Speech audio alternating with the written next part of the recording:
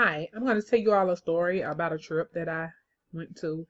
I'm going to tell you about the time that I went to Alaska. Are you guys familiar with the sign Alaska? Well, they tend to sign this sign in Alaska, and I know we generally sign this for Alaska.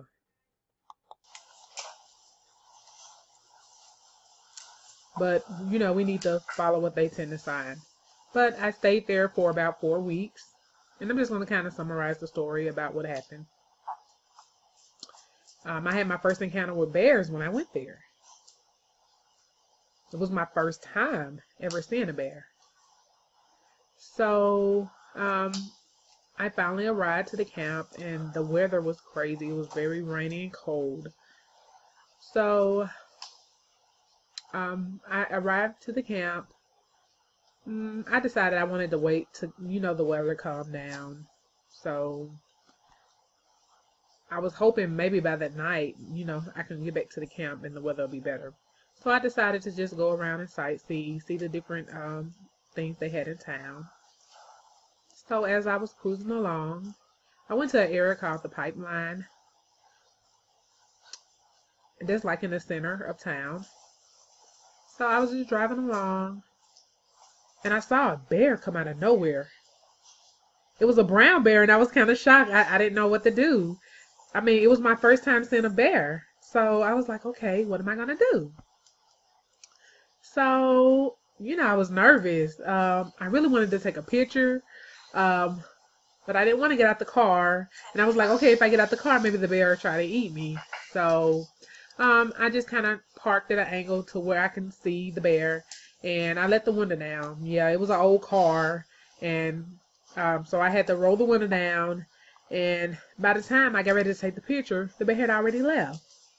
So I missed that opportunity to take the picture. So, okay, I decided to go back to camp. And the weather was still crazy. The rain continued. So I thought maybe I could sleep in the trunk of the car. So I got prepared and, got ready to go to sleep. And then I started to think about, the bear. I saw it not far from town. But I tried not to worry and focus on that. So in Alaska, in the summertime, it's bright, very bright, even when it's nighttime. So, I got in the trunk and it was warm. I went to sleep. So everything was perfect. I felt a little uncomfortable for a couple of hours, being in the trunk. But, I kind of tossed and turned, and my seats let down. So, I had more room. But, it was strange because that was my first time ever sleeping in the trunk. So, okay, so after that, later on that day, I decided that I wanted to go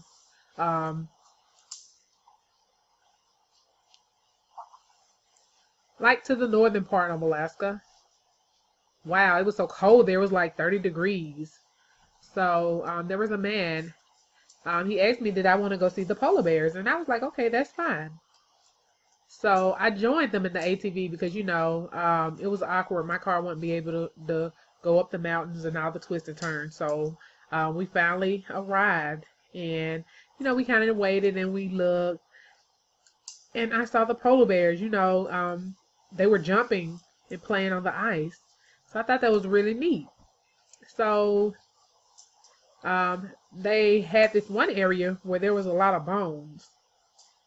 And a lot of people in Alaska, they hunt. And what they do, they'll leave the meat there for the bears. So that way the bears won't come to town. They'll kind of keep them isolated in that area. So I was just walking around looking because it was interesting to me. So I walked up and was looking at the different bones, and the bones looked strange. They were like black and red, and the meat was gone, of course. But I was just kind of walking around listening, looking at the area because there was a huge pile of bones. So I was just walking around looking, and they tapped me, and he was like, you need to move because, you need to run out of this area because, you don't want to be there when the bears come. They may think you're their food. I was like, yeah, you're right. So I ended up leaving. I got an opportunity to see more bears as well. And I saw where the bears had ate a fox. The meat and stuff was gone, but the fur was still there. And I just, it was interesting but strange to me, since it was my first time seeing it. So we waited for about an hour, and then we were able to see more interaction with the bears. And the sun, it was like 1 in the morning, and the sun never went down. I mean, it's like it just moved around. It rotated, but it never went down. So it was like 2 in the morning, and we waited for the polar bears. It was more quiet out, so the polar bears were more active, and I got to see them interact with each other more.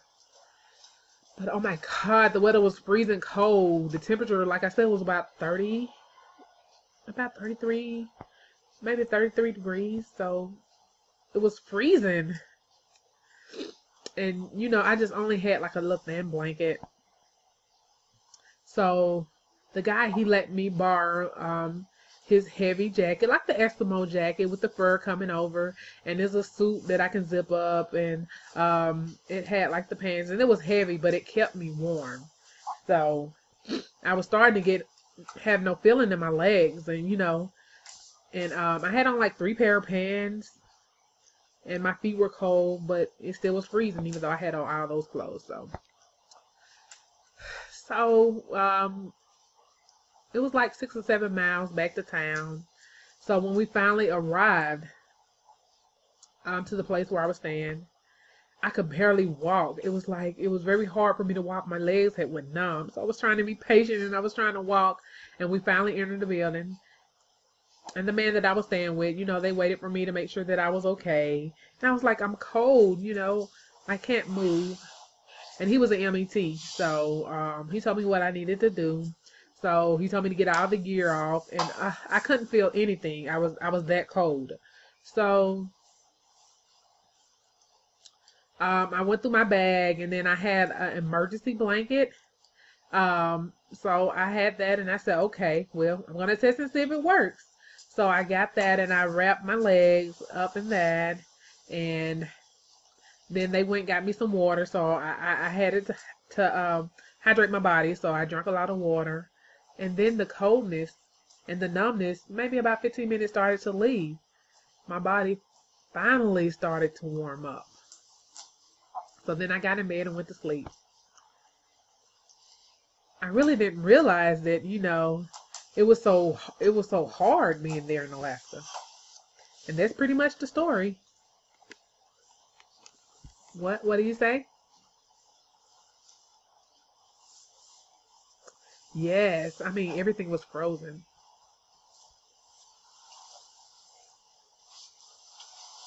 I'm just curious. Did you guys understand the story of what was the challenge?